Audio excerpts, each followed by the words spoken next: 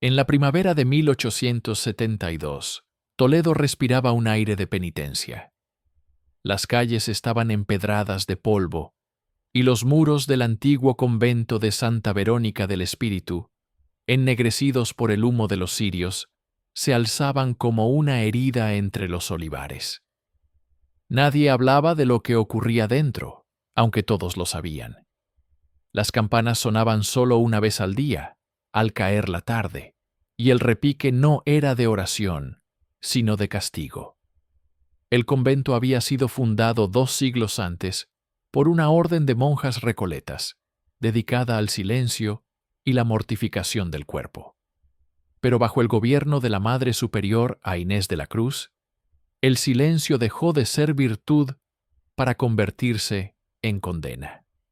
Las novicias eran jóvenes campesinas, traídas de los pueblos vecinos, niñas obedientes, de manos ásperas y miradas limpias, entregadas a la idea de servir a Dios. Entraban con esperanza, pero según los rumores, pocas resistían el primer invierno. Las que lloraban durante las oraciones, las que se desmayaban en los ayunos o las que pronunciaban una palabra fuera de la liturgia, eran castigadas con lo que la Madre Inés llamaba el retiro del espíritu.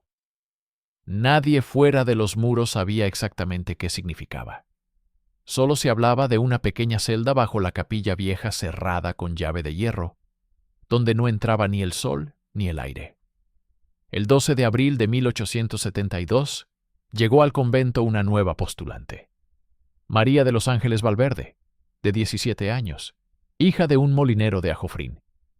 Su madre había muerto, y su padre, arruinado, la entregó al convento como promesa de salvación. La joven entró vestida con un hábito prestado y los pies descalzos. Fue recibida con un beso en la frente por la Madre Inés, una mujer de rostro delgado, voz sin emoción y manos cubiertas de cicatrices. Aquí, hija, no se viene a hablar, se viene a aprender el silencio. María asintió. No supo entonces que esa frase sería su condena. Las primeras semanas fueron soportables. Las oraciones se repetían hasta el amanecer. El pan era escaso y el agua sabía a hierro, pero las noches eran lo peor. Desde su celda María escuchaba lamentos que parecían venir de debajo del suelo. No eran rezos, eran sollozos contenidos tan leves que se confundían con el sonido del viento. Una madrugada, durante la vigilia, se atrevió a preguntar a su compañera de celda, Sor Beatriz, ¿qué era aquel ruido? Son las que no aprendieron a callar, respondió ella sin levantar la mirada. Al día siguiente, María vio por primera vez la puerta del retiro del espíritu. Era una losa oscura al pie del altar, con una argolla de hierro oxidado. 2 hermanas la levantaron con esfuerzo, mientras la Madre Inés observaba en silencio. De la abertura salió un olor a humedad y algo más profundo, como tierra mojada mezclada con ceniza. Dentro la oscuridad era total. Aquí se limpia el alma con lágrimas, dijo la superiora, pero solo las que merecen volver regresan. Esa noche María soñó con manos que golpeaban desde el otro lado del suelo. A la mañana siguiente, la hermana Clara, la más joven del convento, fue llevada al retiro por haber llorado durante la misa. María la vio arrodillada suplicando perdón. Nadie la miró. La losa se cerró con un sonido seco, y desde entonces el convento quedó en silencio. Solo se escuchaban de cuando en cuando los golpes sordos bajo el altar. La mañana siguiente amaneció envuelta en una neblina baja, que cubría los jardines del convento como un velo. Las campanas no sonaron, el aire olía a cal mojada y a pan quemado. María despertó con los ojos hinchados. Había soñado con el sonido de la losa cerrándose una y otra vez, como si la piedra respirara. Las novicias bajaron en silencio al refectorio. El suelo de piedra estaba frío, las cucharas alineadas sobre la mesa de madera, y un cuenco de agua delante de cada una. Nadie hablaba. Solo se oía el roce de los hábitos y el murmullo de los rezos. La madre Inés entró con paso firme, seguida por dos hermanas mayores, Sor Asunción y Sor Teresa. Ambas llevaban las manos cubiertas con guantes de lino y un crucifijo de hierro colgado del cuello. «Hijas», dijo la superiora con una voz tan baja que obligaba a inclinarse para escucharla. «Quien llora durante el servicio no llora por Cristo, llora por sí misma. Y quien se compadece de sí misma no merece la luz». Nadie respondió. María sintió que un escalofrío le recorría la espalda. Desde el fondo del refectorio, un sonido seco retumbó como un golpe bajo tierra. La madre Inés alzó la mirada, pero no dijo nada. El resto del día transcurrió entre oraciones y labores. Las novicias tejían cintas para los rosarios, limpiaban los candelabros y fregaban las losas del claustro hasta que sus manos sangraban. Al caer la tarde, una de las hermanas ancianas, Sor Marta, se desmayó durante la procesión. María y Beatriz la ayudaron a levantarse, pero la madre Inés la reprendió con dureza. Si el cuerpo cae, que caiga. La debilidad no se levanta con manos humanas. Esa noche, cuando las luces se apagaron, María se acercó a la celda de Sor Beatriz. Tenía el presentimiento de que algo terrible iba a suceder. «¿Qué pasa con las que entran ahí abajo?», susurró. «Vuelven». Beatriz no respondió. Se limitó a levantar el borde de su hábito y mostrar una cicatriz larga que le cruzaba el tobillo. «Volví una vez», dijo al fin, «pero no toda». El corazón de María empezó a golpearle el pecho. Beatriz le contó que hacía 2 años, cuando aún era postulante, había llorado al ver morir a una de las hermanas mayores. Fue enviada al retiro. Pasó 3 días en la oscuridad, sin agua ni voz. Allí abajo el aire vibra, susurró. No se oyen rezos, se oyen respiraciones. Algunas de las que están ahí no lloran, gimen como si rezaran sin lengua. ¿Y la madre Inés?, preguntó María con un hilo de voz. Ella escucha, siempre escucha. Dice que cuando una novicia deja de llorar, el alma se purifica, pero a veces no deja de llorar nunca. Un silencio espeso cayó entre ellas. Afuera, el viento golpeaba los ventanales del convento, y cada golpe parecía venir desde dentro, no desde fuera. 2 días después, durante la oración de maitines, María volvió a escuchar los golpes bajo el altar. Esta vez, eran más rítmicos, como si alguien golpeara una pared con los nudillos. Sor Beatriz también los oyó. Cruzó la mirada con María, y ambas supieron que eran los golpes de Sor Clara, la joven que había sido encerrada. La madre Inés interrumpió el canto y se dirigió al grupo. «El llanto es contagioso», dijo. «Si alguna siente compasión, que se arrodille y pida silencio». Ninguna se movió. Entonces todas rezarán hasta que las lágrimas cesen. Pasaron horas, repitiendo el mismo versículo, hasta que las voces se quebraron, las lámparas de aceite se extinguieron una a una, y el templo quedó en penumbra. Cuando todo terminó, María no podía mover los labios. Beatriz le tocó el hombro. «Esta noche abrirán la losa», susurró. Y así fue. A medianoche las campanas repicaron una sola vez. Desde su celda, María vio a través de la rendija de la puerta a 2 hermanas llevando velas. En el centro del pasillo, la madre Inés avanzaba con el crucifijo de hierro, arrastrando una cadena que resonaba en cada paso. Bajaron hacia la capilla y se detuvieron frente al altar. El sonido de la argolla de hierro, al levantarse, hizo eco en todo el convento. María contuvo la respiración. Un olor denso, como carne húmedas, llenó el aire y entonces lo escuchó. Un sollozo débil, infantil, que subía desde el hueco. «Perdón, madre», susurró una voz. «El perdón llega cuando el llanto se seca», respondió Inés. Luego, silencio. María creyó oír el golpe de una piedra al caer. Después, la losa volvió a cerrarse. A la mañana siguiente, una de las novicias desapareció. Era Sora, una muchacha tímida que había enfermado semanas antes. La madre Inés reunió a todas en el claustro y anunció que Sor Adela había sido trasladada a otro convento. Nadie lo creyó. María encontró en el suelo junto al pozo un trozo de tela arrancado de un hábito manchado con algo oscuro. Lo escondió bajo su manto.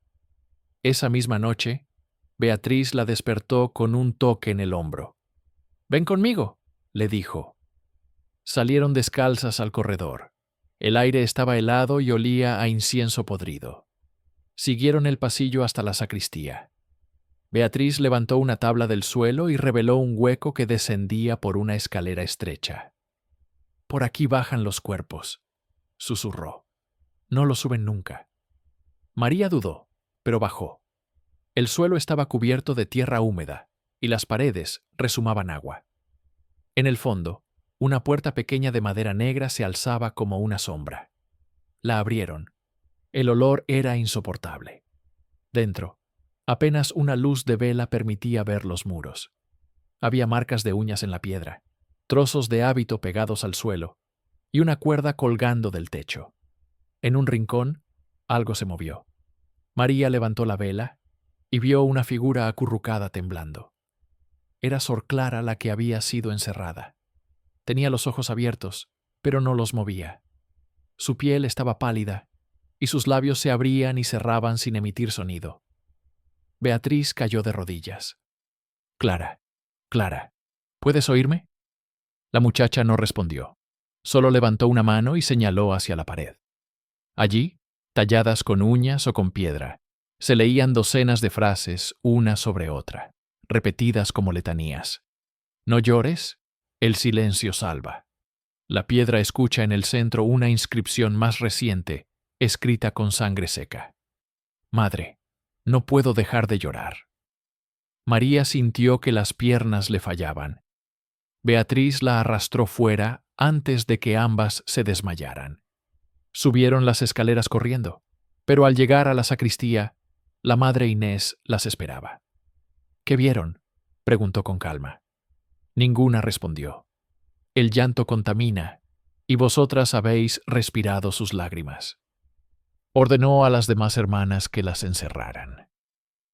María y Beatriz fueron llevadas a una celda doble, donde las paredes estaban húmedas y el aire era espeso.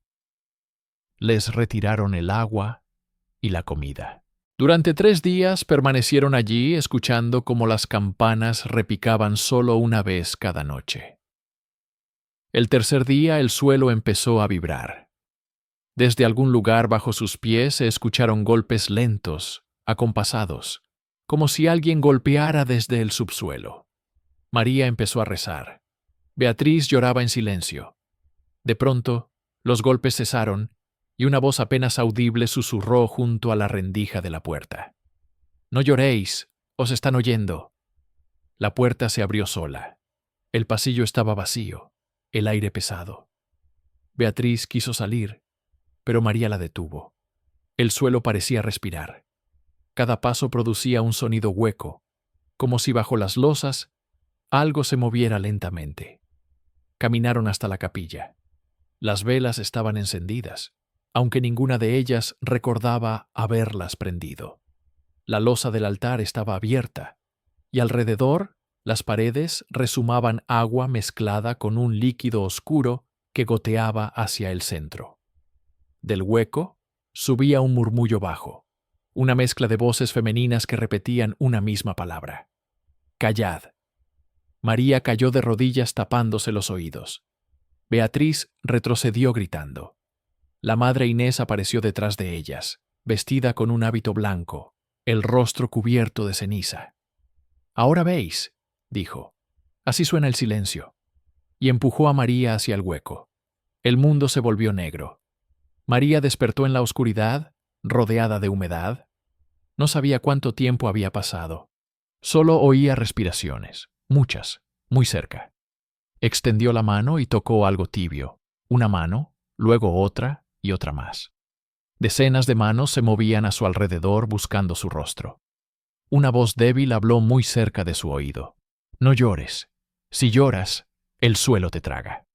María intentó gritar, pero de su garganta solo salió aire. Comprendió que las paredes no eran de piedra, eran cuerpos, y que cada respiración que oía no era eco, sino lamento. A finales de mayo de 1872, el obispo de Toledo recibió una carta anónima sellada con cera negra. No llevaba remitente, pero dentro había 3 páginas escritas con una caligrafía temblorosa y manchada de humedad. La carta relataba sin rodeos que en el convento de Santa Verónica, las jóvenes eran sometidas a penitencias inhumanas, que existía una cámara subterránea donde eran encerradas hasta perder la razón, y que la Madre Superiora, Inés de la Cruz, justificaba los castigos diciendo que el llanto era la voz del demonio intentando salir por los ojos. El obispo don Esteban Ruiz de Castañeda no era un hombre fácil de impresionar. Había servido en misiones del norte, presenciado epidemias y exorcismos. Sin embargo, aquella carta tenía un tono que no parecía propio de la locura. Ordenó una investigación inmediata. Envió al convento a un visitador eclesiástico, el padre Luis Salvatierra, acompañado por 2 notarios y un médico. Su tarea era revisar los registros, hablar con las monjas y verificar si había novicias desaparecidas. Llegaron a Santa Verónica al amanecer del 3 de junio. La madre Inés los recibió en el portal con una serenidad inquietante. «Nuestro convento no tiene nada que ocultar, padre», dijo sonriendo apenas. «Pero el silencio a veces asusta a los que viven de ruido». Salvatierra notó el hedor a humedad y el color verdoso de las paredes. Las monjas evitaban mirarlo directamente. Caminaban con la cabeza gacha y cada paso resonaba como si el suelo fuera hueco.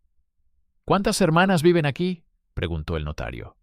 3, todas en obediencia. ¿Y las novicias? 9.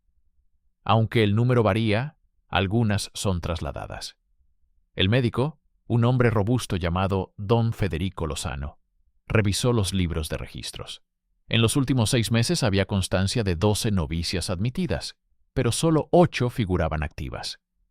«Faltan nombres», dijo en voz baja. «Se fueron a otros conventos», respondió la madre Inés sin dudar. Algunas no soportaron la disciplina. El padre Salvatierra pidió recorrer las instalaciones. Inés accedió. Comenzaron por los dormitorios, celdas austeras, una cama de madera, un crucifijo, una jarra de agua, todo en orden. Luego el refectorio limpio, sin restos de comida, pero impregnado de un olor metálico. El notario anotaba cada detalle. Al llegar a la capilla principal, Salvatierra sintió un escalofrío bajo el altar. Una losa cuadrada más oscura que el resto destacaba en el suelo. «¿Qué hay ahí?», preguntó. «Una antigua cripta inutilizada desde hace décadas», respondió la superiora. «Quiero verla». La mujer vaciló. «No es conveniente. La humedad ha podrido la madera. La humedad no me asusta, madre». Pidió una palanca. 2 monjas trajeron una barra de hierro. Al introducirla en la argolla, un gemido profundo recorrió el piso como si la piedra se quejara. Al abrir la losa, un olor denso escapó como un soplo antiguo. El aire de abajo era espeso, pesado, y un sonido leve, como gotas cayendo sobre metal, llenó el silencio. El padre bajó con una lámpara de aceite. La escalera descendía unos 3 metros. Al fondo un espacio estrecho de paredes negras. En una de ellas, claramente visibles, había marcas de uñas. Y sobre el suelo, 3 hábitos arrugados, aún húmedos, dispuestos en forma de cruz. Salvatierra sintió que la lámpara temblaba en su mano. «¿Quién estuvo aquí?», preguntó volviendo la mirada hacia la superiora. Inés no respondió. Le ordenó que conteste al más, dijo por fin, al más que necesitaban silencio. El padre subió pálido, ordenó sellar la cripta y confinar a la superiora mientras escribía su informe. Pero aquella noche algo cambió.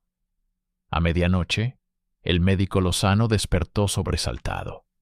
Escuchó pasos en el corredor, lentos, arrastrados. Pensó que eran monjas, pero cuando abrió la puerta, no vio a nadie. El aire olía a cera quemada. Desde la capilla llegaba un murmullo, una voz de mujer repitiendo oraciones entrecortadas. Se acercó con la lámpara en mano. La losa del altar estaba abierta otra vez, y en el borde, arrodillada, estaba la madre Inés. Sus ojos estaban en blanco, los labios manchados de sangre. En su mano derecha sostenía una campanilla que hacía sonar suavemente al ritmo de su respiración. «No deben oírlo», dijo sin mirarlo. «Si oyen el llanto, volverán todas». El médico retrocedió horrorizado. «¿Quiénes?». «Las que no aprendieron a callar». Entonces se oyó algo más. Una serie de golpes rítmicos desde el fondo de la cripta. 3 pausa, 3 pausa. El padre Salvatierra llegó corriendo con el notario. Al ver la escena, intentó cerrar la losa, pero el suelo vibró bajo sus pies. Del hueco subía una corriente de aire helado y un murmullo de voces femeninas susurrando en un tono tan bajo que parecía el zumbido de una colmena. La lámpara se apagó. El médico gritó y en la oscuridad algo subió. No una figura ni una sombra. Era como una exhalación caliente acompañada de un olor agrio insoportable. Salvatierra logró encender un fósforo. Por un segundo, vio los rostros de las monjas detrás de la superiora. Estaban inmóviles, pero sus ojos se movían al unísono siguiendo el fuego. Una de ellas empezó a llorar. No dijo Inés, «No llores», pero la lágrima cayó al suelo. Y entonces se oyó un grito. No de garganta humana, sino de piedra partiéndose. El suelo se agrietó, la losa se hundió, arrastrando con ella a la superiora y a las 3 hermanas más cercanas. Los demás corrieron fuera de la capilla. El sonido de las campanas llenó el aire, aunque nadie las tocaba. El informe del padre Salvatierra, hallado meses después en los archivos del obispado, solo tenía 4 páginas. Las 2 primeras describían el hallazgo de la cripta. Las 2 últimas estaban manchadas de cera y sangre. La última frase legible decía: «La piedra llora, pero no seca sus lágrimas». Tras el incidente, el convento fue clausurado. Las monjas sobrevivientes fueron trasladadas y el edificio sellado. Sin embargo, los aldeanos afirmaron que durante semanas las campanas siguieron sonando al caer la noche. Un campesino, Tomás Aguirre, declaró ante las autoridades que vio luces moverse detrás de las ventanas del coro, como si alguien caminara con velas. Cuando entró con otros curiosos, encontraron el altar cubierto de humedad y las paredes goteando un líquido rojizo. En el suelo, junto a la argolla del hueco, alguien había grabado con un clavo una palabra: perdón. El obispado ordenó demoler la capilla, pero los obreros se negaron. Decían que las herramientas se oxidaban en cuestión de horas y que las piedras se desmoronaban solas. Uno de ellos, un joven albañil, contó años más tarde que durante una excavación escuchó risas apagadas bajo tierra. Era como si muchas mujeres rezaran riéndose. Dijo: «No en burla, en locura». Los trabajos se detuvieron. El convento quedó abandonado. En 1891, un estudiante de teología, don Rafael Urrutia, redescubrió el caso mientras investigaba fenómenos religiosos en Castilla. Encontró una copia del informe del obispo y decidió visitar las ruinas. El edificio estaba cubierto de hiedra, los muros medio caídos, pero al entrar percibió un sonido débil, un goteo constante, rítmico, casi humano. Siguió el eco hasta lo que había sido la capilla. La losa seguía allí, rota visible. Rafael se arrodilló, tocó la piedra y el goteo se detuvo. El silencio fue absoluto y entonces una voz infantil, casi un suspiro, emergió del hueco. «Todavía lloras». El joven huyó aterrorizado. Años después escribió un artículo para una revista eclesiástica titulado «El convento que castigó las lágrimas». El texto fue censurado. En los registros modernos del Archivo Diocesano de Toledo, aún se conserva una caja marcada como SV 1872. Dentro hay 3 objetos: un rosario oxidado, una campanilla sin badajo y una hoja arrancada de un diario con letra femenina. El texto dice: «No hay penitencia más cruel que prohibir el llanto. Cuando no se puede llorar, el alma sangra por dentro. La firma ilegible termina con una inicial. M». Los expertos creen que podría pertenecer a María de los Ángeles Valverde, la novicia desaparecida. Hasta hoy, el lugar donde se alzaba Santa Verónica del Espíritu permanece cercado por muros caídos y árboles retorcidos. Los pocos que se atreven a acercarse aseguran que al anochecer, cuando el aire se vuelve denso, se oyen golpes bajo la tierra 3 seguidos, una pausa y 3 más, y que si uno se inclina lo suficiente, puede escuchar algo más entre los susurros del viento. Llantos ahogados, llantos que no cesan. Porque dicen los viejos de Toledo, en ese convento las lágrimas no se secaban con consuelo, sino con piedra. En 1936, durante los primeros meses de la Guerra Civil, una columna de milicianos pasó por los alrededores de Toledo. Entre ellos iba un joven historiador llamado Emilio Lobo, encargado de catalogar edificios religiosos abandonados. El grupo llegó a las ruinas del antiguo convento de Santa Verónica. Nadie quería entrar. Los lugareños advertían que por las noches aún se oían las campanas. Aunque hacía más de medio siglo que nadie vivía allí, Emilio insistió. Llevaba una cámara y un cuaderno. El aire dentro del convento era espeso, cargado de polvo y olor a piedra húmeda. Los muros estaban cubiertos de líquenes, las escaleras medio derrumbadas. En la capilla encontró el altar original casi intacto sobre la piedra. Un círculo de manchas oscuras marcaba el lugar donde antes se abría la losa. Se inclinó para examinarlo. Entonces escuchó un tintineo débil, como una campanilla movida por el viento. No había viento. El sonido provenía del suelo. Golpeó la piedra con la linterna y el eco respondió con 3 notas cortas, precisas, seguidas de silencio. Emilio anotó en su libreta: «La piedra responde. Frecuencia idéntica a un toque de misa». Al día siguiente, al desarrollar las fotografías, notó algo imposible. En una de las imágenes del altar, detrás de la sombra de la losa, se distinguía la silueta de una mujer arrodillada. Su rostro era borroso, pero los ojos estaban abiertos. En otra foto, una segunda figura parecía estar de pie detrás, con la cabeza inclinada. Ninguna de las dos había estado allí cuando él tomó la imagen. Las fotos fueron confiscadas por los oficiales. Emilio intentó recuperarlas, pero el negativo desapareció. Semanas después, el convento fue bombardeado. Los muros se desplomaron, pero el altar resistió. 40 años más tarde, en 1978, el arqueólogo José María Villalonga encabezó una excavación en la zona bajo un proyecto de restauración patrimonial. Entre los restos, descubrieron un pasadizo tapeado que descendía bajo el suelo de la capilla.